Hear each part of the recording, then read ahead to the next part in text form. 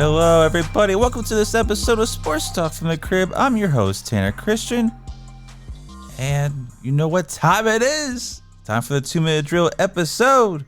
We'll get into that here. We're also going to talk about the biggest takeaways from Week 7 in the NFL. And get into that Giannis Antetokounmpo signing that record extension in the NBA to stay with Milwaukee. All that coming up on today's episode. But first, we're going to hop right into this 2-minute drill. Let's get it started. Get the timer up on the clock. NFL Week 7. Let's go. Bears defeat the Raiders 30-12 behind Brian Hoyer versus Tyson Bagnet. I think that's his last name. What a QB battle. But anyways, Bears win 30-12. Deontay Foreman, 89 rushing yards, 2 TDs, 31 receiving, and a touchdown on the day. Browns defeat the Colts 39-38. Kareem Hunt, game-winning 1-yard TD run with 15 seconds left. Some very big controversy at the end of that game with the Colts getting called for 2 horrendous calls, including pass interference in the end zone that should not have been called, as they lose. Bills lose to the Patriots, 29-25. Mac Jones, 272 passing yards, 2 TDs on the day, including the game-winning pass to Mike Gesicki in the end zone. Giants defeat the Commanders 14-7. Tyrod Taylor threw for 2 passing TDs, 279 passing yards on the day. So Daniel Jones only has like 1 on the year, doesn't he? So Tyrod Taylor threw for more in this game than Daniel Jones did all year. There you go, Giant fans. You're now 2-5. Falcons defeat the Bucks 16-13. Proving the 4-3. Bucks follow 3-3. The most glaring, odd concern coming from this game. Bijan Robinson barely played. He played 11 snaps, and he only got the carry on the final play of the game there. A little conspiracy. But anyways, Ravens defeat the Lions 38-6. Lamar Jackson, 357 passing yards, 3 TDs, and 1 rushing. Steelers defeat the Rams 24-17. Seahawks defeat the Cardinals 20-10 behind 2 passing TDs. Broncos defeat the Packers 19-17. Chiefs beat the Chargers 31-17 behind Pat Mahomes, 424 passing yards and 4 touchdowns. And Kelsey gets 179 receiving and 1 TD on National Tight End Day. Eagles defeat the Dolphins 31-17. AJ Brown, 137 receiving yards and a touchdown. Jalen Hurts had 3 total TDs on the day. There you have it. There's your 2-minute drill regarding this week's action in the NFL. So we got to get into a lot of takeaways here in regards to what happened in Week 7, obviously. But first, here in a super friendly reminder, Tuesday and Friday, new episodes are airing. They're available on all streaming platforms, including the website at sportstalkfromthecrib.com. You actually stream the episodes early there, including at 7 a.m. every Tuesday and Friday. Be sure to follow us on our social media accounts. It's Feel the Heat Entertainment, Feel the Heat Feel the Heat ENT on Instagram, Facebook, YouTube, and X. So go check us out, subscribe, follow, give us a little shout out on the social media networks. Okay, so let's dive into the biggest takeaways from Week 7 in the NFL. So I guess the biggest takeaway really is the Lions and Dolphins are fake, right? You all had them at number 1, number 2 in power rankings. Like they're the best team in the NFC is the Lions. Best team in the AFC is the Dolphins. Well, they put up a couple stinkers on Sunday. Maybe that's right. Or maybe we had the best quarterback matchup of all time in the Raiders and Bears when Brian Hoyer and Tyson Bagnet, this Division 2 guy. Greatest QB matchup ever. They both really didn't do much. It was kind of hard to watch on some of them. But hey, that Tyson kid played all right, actually. Being his first NFL start. So Baker Mayfield, still Baker Mayfield. The Bills are struggling. They dropped another one. Patriots are not as bad as we thought they were. Tyrod Taylor should be the quarterback instead of Daniel Jones, New York fans. Baker Mayfield, still Baker Mayfield. Lamar Jackson playing like MVP Lamar Jackson. Chiefs are still the Chiefs. Chargers, same old Chargers. And as for the Packers, Jordan Love kind of stinks. So is Russell Wilson for the Broncos. Like it's kind of hard to watch that offense still, right? And those are your takeaways because that's kind of like what's going on. But let's dive into it to really analyze it. Let's start with the Dolphins here. Obviously, high hopes up, man. 5-1 matchup going in against the Eagles. Both teams, 5-1. Dolphins been scrutinized a little bit coming into this game. They haven't beaten a winning team. All their wins this year have come with under 500 team. They got blown out by the Bills 48-20 on the road. Now they go into Philly, pretty much get annihilated. It wasn't really this close. Their offense struggled. Get the ball going. The defense didn't actually play too bad most of the night, but the offense was just a main concern for the Dolphins. And that's as a team that is, averaging almost 500 yards. After this game, I think it's down to about 470, 472 per game. That's still a lot. Still leads the NFL. But they struggled. They only had 216 passing yards by Tua, 45 rushing yards on the day. So 261 total yards of offense. That's not Miami football. That's not what we've seen. Grown accustomed to this high-flying offense, what's been, best thing since the greatest show on turf. So I'll take a back seat a little bit, I guess, on this. And bad thing about the Dolphins, they have 3 backup linemen. They have the backup left tackle, backup left guard, backup center. Like, they're kind of hurting on the offensive side of the ball. But I think the most glaring factor is to us, yes, they did lose to another winning team, right? Yes, they haven't won again this year against a winning team. But that game last night, I don't think was just all Dolphins being bad. How about the refs? Okay, come on. I know we don't like to complain when we lose, but how does the refs have 10 penalties against the Dolphins and the Eagles had 0? Yes, you heard me. Eagles had 0 penalties the whole entire game. Conspiracy mushroom. There's a lot of conspiracy going on in the NFL. NFL is rigged. We know. Damn. How do you get 0 penalties? Especially that blatant one on the Dolphins were going for on fourth down, and Cedric Wilson's on the sideline gets face masked. Clear as day right in front of the ref. No call. You pulled his face mask, preventing him from catching the ball. That face mask is interference as well. So there was this numerous calls to holding that they were doing on Bradley Chubb and Jalen Phillips throughout the game too. Where's the calls? So it was a horribly officiated game to me, especially in parts where you don't even throw a flag the whole game on the Eagles. That's like come on, not even one flag against them. It's a little much. On the flip side, you really do gotta praise what Jalen Hurts and AJ Brown are doing. AJ Brown's got 5 straight games now with over 125 receiving yards. The guy's at 137 again, and this one, like, those guys are playing out of this world. So AJ Brown deserves a lot of credit. Jalen Hurts deserves a lot of credit. Hassan Reddick coming off of that side, on defense deserves a lot of credit. Dolphins just lost. Let's look at what they have going on next game. At home against the Pats. Then they travel to Germany to play the Chiefs. Then they get to bye. So, Pats just beat the Bills. Let's not sleep on this, Miami. You got to win the next game. Still one of the better teams in the league, obviously.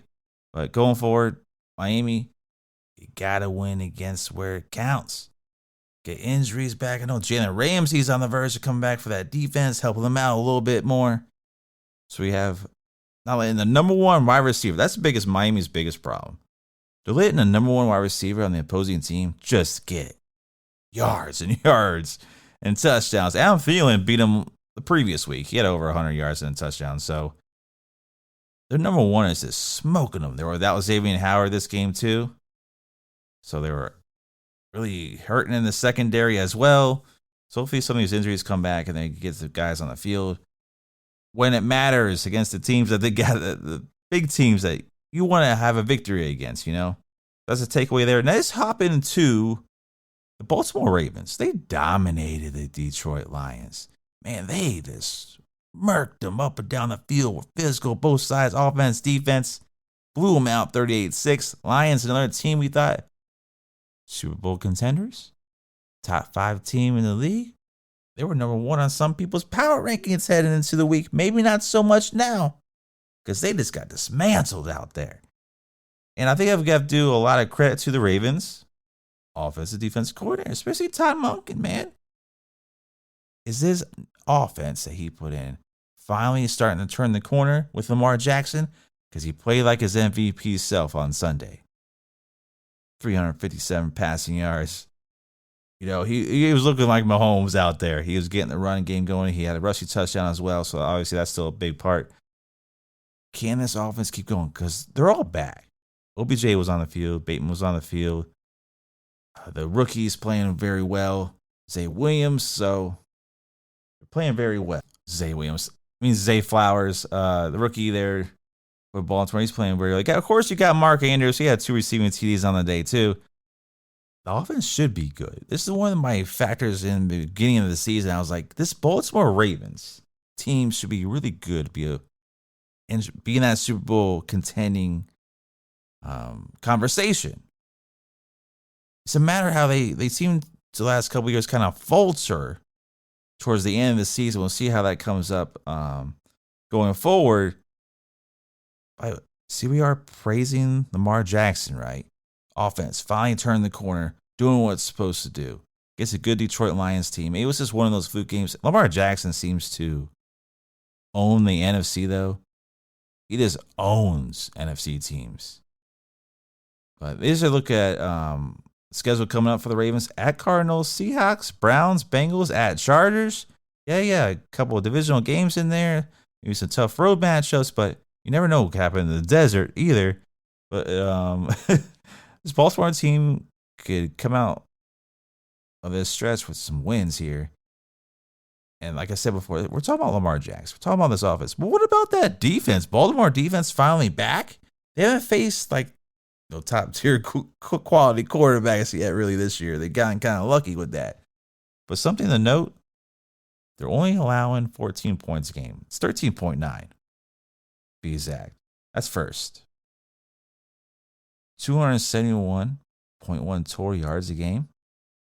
176 of that's passing. That's it. That's all they're allowing so far per game.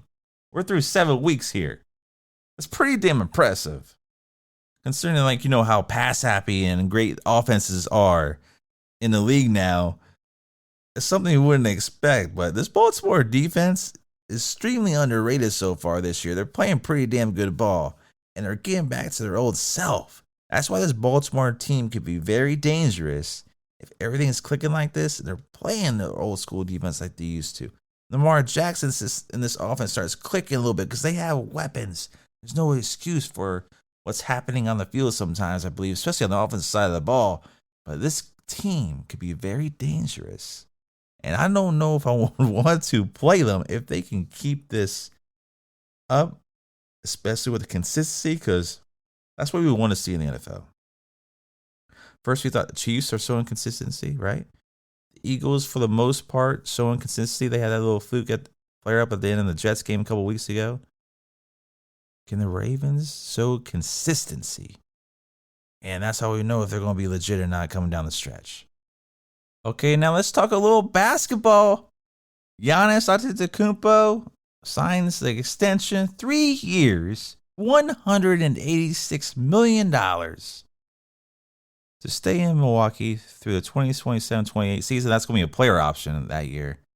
He decides to get in, and he will be a Milwaukee Buck for the entire duration of Dame Lillard's contract too. If he stays, he would have been a free agent after the 2025 season if he didn't do this. But all the way this NBA works, he can sign an extension this year. He signed an extension in another extension a couple years from now anyway, or 3 years.